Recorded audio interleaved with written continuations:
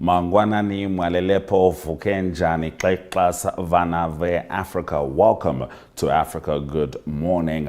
On today's show, South African President Cyril Ramaphosa travels to the US for a high-profile meeting with Donald Trump. Gabon's Bongo family is released and exiled to Angola. And Kenya's reformed gangsters now fight hunger with food gardens. In Zambia, we cover a major pharmaceutical partnership, a disturbing human trafficking case, and the historic visit of Namibia's President Netumbo Nandi-Ndaitwah. Mike Sichula joins us with exclusive updates. Stay with us on DSTV Channel 285, GOTV 25, oneup2.com, and NTV Africa on YouTube. My name is Ashwin Berry. Top stories shortly. Taking flight has never been easier. Paratus is introducing Sky-Fi internet packages with speeds that will have you reaching for your seatbelts. Starting from $500 million, excluding VAT, per month, with speeds reaching up to 10 megabits per second. There's even a prepaid option where you can top up your Sky-Fi internet for just $15 million per gigabyte. No contracts, no fuss. Visit your nearest Paratus branch to find out more. Or go to paratus.africa/Namibia to sign up online. Always prepared.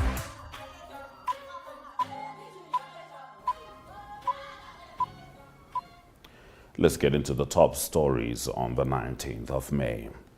President Cyril Ramaphosa of South Africa is headed to the United States of America for a working visit from 19 to 22 May. The visit is aimed at strengthening the strategic relationship between South Africa and the U.S., focusing on bilateral cooperation as well as pressing regional and global matters. A key highlight of the trip is Ramaphosa's scheduled meeting with President Donald Trump on 21 May at the White House in Washington, D.C.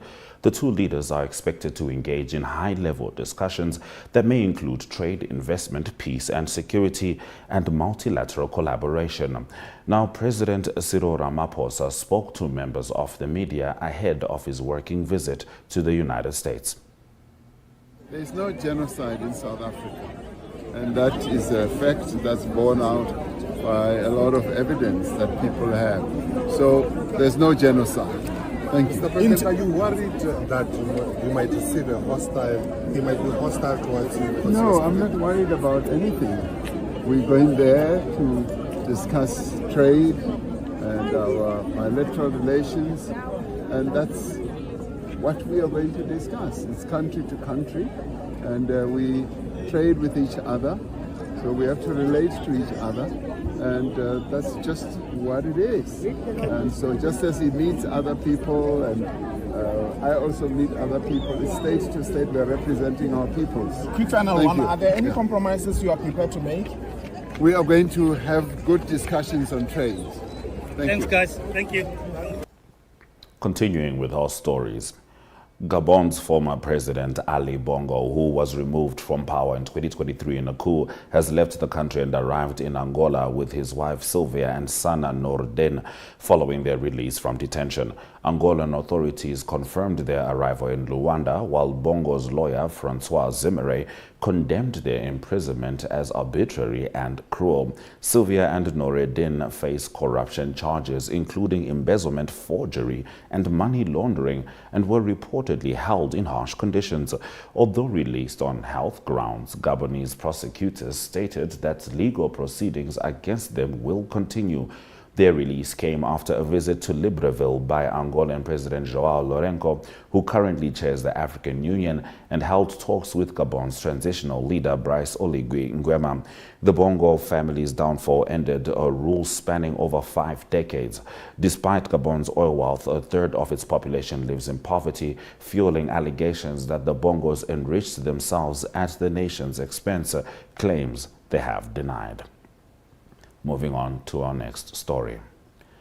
Success Mazara, Chad's former prime minister and leader of the opposition Transformers Party, has been arrested in connection with a deadly clash that took place in the southwestern village of Mandakao. Public Prosecutor Omar Muhammad Kedelaye stated that Masra is suspected of spreading inflammatory messages online, allegedly contributing to the violence, which left at least 42 people dead. Masra's party claims he was kidnapped by military officers in the early hours and decried the arrest as unlawful and outside legal procedures. A fierce critic of President Mohamed Deby, Masra has long contested last year's election results, asserting that victory was stolen from him, despite official results giving Deby 61% of the vote. The recent violence reportedly stemmed from a land dispute between Gambaye farmers and Fulani herders, reflecting a growing pattern of tension in the region. Authorities have arrested over 80 others linked to the clashes. Masra briefly served as interim prime minister earlier in 2024. Now, the U.S. Embassy in Libya has firmly denied claims that Washington is working on a plan to relocate up to 1 million Palestinians from Gaza to Libya. The statement came in response to a report by NBC News, which cited multiple sources suggesting that the Trump administration was exploring permanent resettlement plans. The embassy labeled the report untrue via its official X account. The internationally recognized Government of National Unity in Tripoli has not issued a comment. Palestinians strongly oppose any relocation, drawing parallels to the 1948 Nakba, when hundreds of thousands were forced from their homes during the formation of Israel. Trump has previously proposed moving Palestinians to countries like Egypt and Jordan, an idea both nations rejected, along with strong condemnation from Arab states and the UN. During a recent visit to Qatar, Trump repeated his desire to take over Gaza, envisioning it as a freedom zone and even the Riviera of the Middle East. In Nairobi's Mathare slum, a group of young men who once led criminal lives have transformed into community farmers addressing food insecurity. Led by Joseph Kariaga, who lost his brother to police violence, they founded Vision Bearers in 2017 with a mission to steer youth away from crime and provide meals for local children. They grow food on an urban farm and feed over 150 children weekly, offering hope in one of Kenya's most densely populated and underserved areas. The group operates amid poverty, lack of infrastructure, and youth unemployment, challenges that often push young people into gangs. Members like Ben Joki, whose tattoos mark a past in crime, now see themselves as role models. Local NGOs praise their efforts, especially as foreign aid declines. Experts suggest such grassroots initiatives are crucial for slum development in a rapidly urbanizing Africa, proving that transformation is possible even in the toughest of conditions. Those have been our top stories on Africa Good Morning. We'll shortly be looking at the weather, and after that, Mike.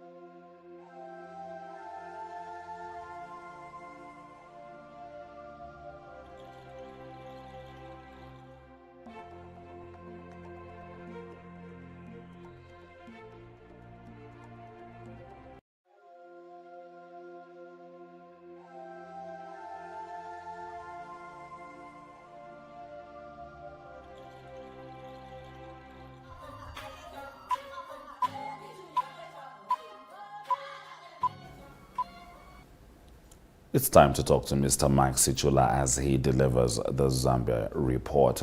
Mike, Muribanji.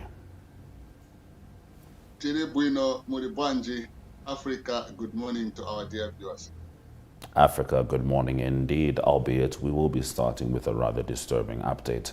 A Malawian man has been detained by police in connection with a possible case of human trafficking a teenage girl.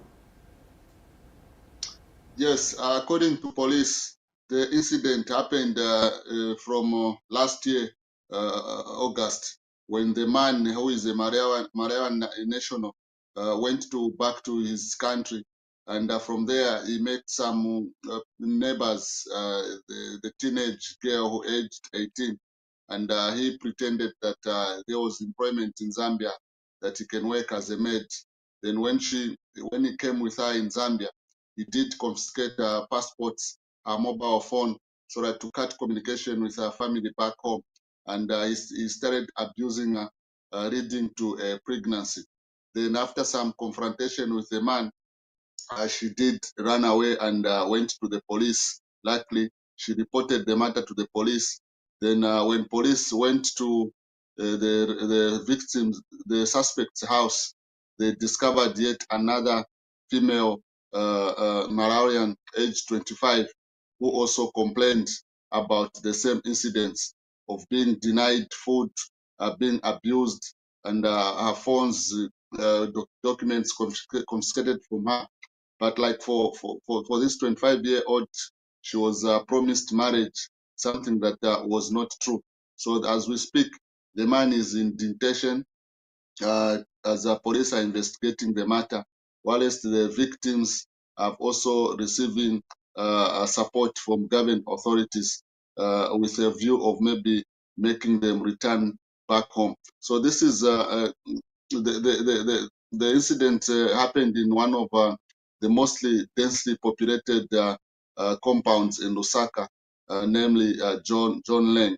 And these compounds are usually flooded with foreign nationals from many African countries. All right, Mike, in your next story, an Indian pharmaceutical company has signed a joint venture with the government, and it is aimed at producing medicines locally. Yes, this development came when Deputy Secretary to Cabinet was in India. There he is signing agreements with the outcomes pharmaceuticals, which is said to be one of the biggest pharmaceuticals companies in India. So they have agreed in principle to set up a plant here in Zambia where they are expected to be producing about 150 different types of medicines locally. So the view is that once these medicines are produced, government will have to cut costs on the importation of medicine from outside the country. So this development is not the first that is coming in Zambia. Even under the previous administration, such industries came and established local manufacturing of medicine. So it is expected that maybe this one is going to be different, considering that this is a joint venture between the government of Zambia and the privately owned pharmaceuticals company of India. As we all know that India is one of the leading countries in terms of manufacturing of medical drugs and medical instruments. So the government is excited and hoping that once this industry is set up, then the cost of procuring medicine is going to be localized, leading to not spending too much money on the importation of medicines. All right, Mike. Now we know that the president of Namibia, Dr. Netumbo Nandi-Ndaitwah, was in Zambia. What are some of the highlights from her two-day state visit to Lusaka last week? So one of the major highlights, aside her having a closed-door meeting with President Hakainde Hichilema, was the renaming of two roads in Lusaka. So one of the roads was named after late President Sami Nyoma. It was previously known as Kasama Road, but it will now be called Dr. Sami Nyoma Road. Then the other road called Zatsu Road was previously renamed to Dr. Gengo's Road.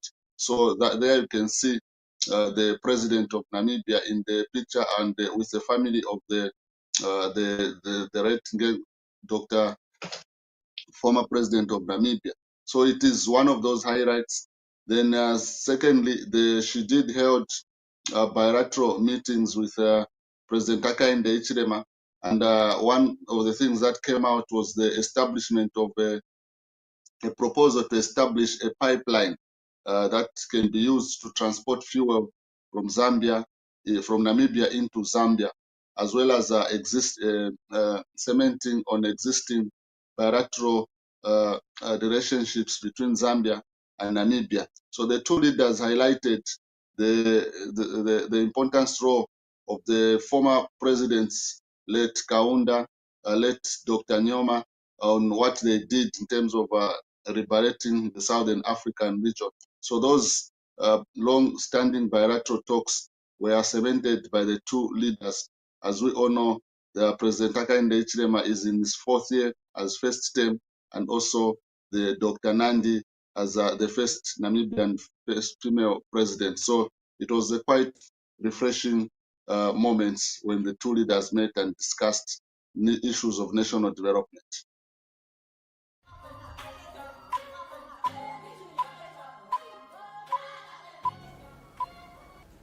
All right, Mike, let's swing into your sports news. Now, in order to evacuate Calvin Kampamba, midfielder for Chipolopolo from Libya, the government has gotten a plane ticket.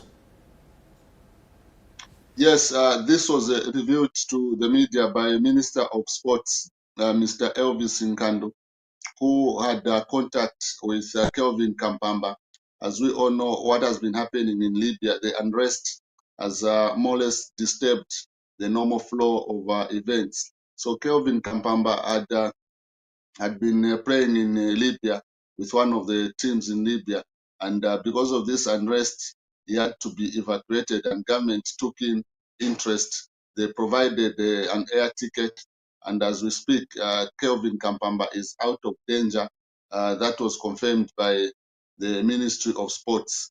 So Kelvin Kampamba becomes the second Zambian to be evacuated from Libya. The first Zambian who was also involved in this unrest is Felix Katongo, the young brother to Christopher Katongo, who was part of the 2012 Africa Cup winning team. So now questions are arising as to whether he will continue running with his contract or he should change to another team, considering that the unrest in Libya is uncertain as to when it will come to an end. Now, in your other sports story, Mike, Barbara Banda and Mercy Chipasula have been nominated for the 2025 AUSC Region 5 Sports Awards. So the Regional 5 Sports Games will be held on the 24th of May this year in Zimbabwe. So Barbara Banda is competing under the Sportswoman of the Year. She's coming up against Malawians Tabitha, who is also a very good football player. So she's up running against her. Then Mercy Chipasula has been nominated under the category of Sports Junior of the Year. So these events have given rise to Zambians beginning to say, now I think Zambian football, especially women football, is likely to dominate the Southern African region, because these awards are coming at a time when the under-17 qualified for the World Cup. And also Barbara Banda has been doing a lot of exploits in a professional career in the United States. So the Message Pastora, for instance, she also won a local award here in Zambia when the Ministry of Sports held sports awards just last week. She was one of the winners. And Barbara Banda, like last year, she won a number of awards, including the BBC. So she is one of the favorites to scoop the Region 5 sports awards. All right, Mike, we move over into your entertainment news. Zambian creative icon Yo Maps and Tanzanian music star Diamond Platnumz have agreed to collaborate on a project after the duo performed at a lavish wedding in Lusaka over the weekend. Yes, a number of people have called this wedding as the wedding of the year. So it involves one of Zambia's businessmen there, Mr. Jimmy. He is a local businessman involved in mining. Then the lady is a daughter of a Senegalese business mine entrepreneur involved in emerald mining. So the wedding was a private event. As you can see, Diamond there performing, and also Yo Maps was there in the picture. So after the performance, according to Yomap's manager Kandeke, he says the two have been talking in the background even before this wedding, and also it comes when Zambians, fans of Yomaps and Diamond, have been calling for the two to collaborate on a song. So he did say that whatever Zambians and Tanzanians were saying about the two sitting together on a project, it is going to come to reality. So this is what Kandeke said, and he is excited that finally talks have resumed. And from the way he spoke, it's like things are rock solid in terms of this project coming into a reality. Though the date of the release has not been released, has not been announced, but it is very clear that it will be very soon when the two African superstars are going to sit and produce a song from, Zambia is predominantly used Nyanja, and Tanzania, it's Swahili. So it is expected that it will be a good collabo, considering that also in Zambia there are many Tanzanians, and in Tanzania again there are a lot of Zambians. So it will be a song that would definitely something that to look forward to. So I'll call for the video of Yomaps when he was performing at this lavish wedding, which a number of Zambians are calling as the wedding of the year.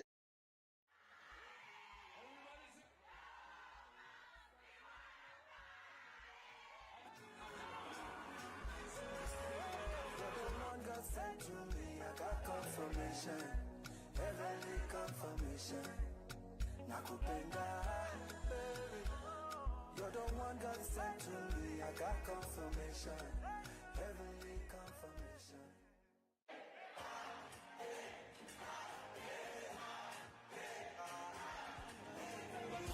Superman, nina power monga Superman. I'm gonna protect you monga Superman. Nina olimba monga Superman.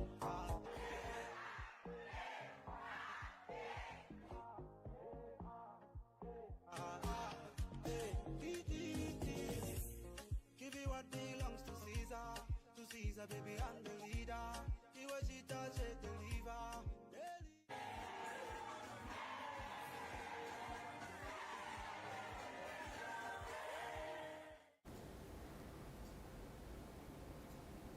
So as you can see, it was a very powerful, well-organized wedding. A few celebrities, Zambian celebrities were there, and the people that were invited were mostly business people connected to the groom and the bride. So it is something that a number of Zambians were excited. And according to reports, the musician is one of the friends of the bride and groom, and they all decided that we needed to have a Zambian top performer and also a Tanzanian top performer. So in the end, something came up of the duo making a collabo. Well, thank you very much, Mike, for delivering the Zambia report. Thank you very much, Africa. Good morning.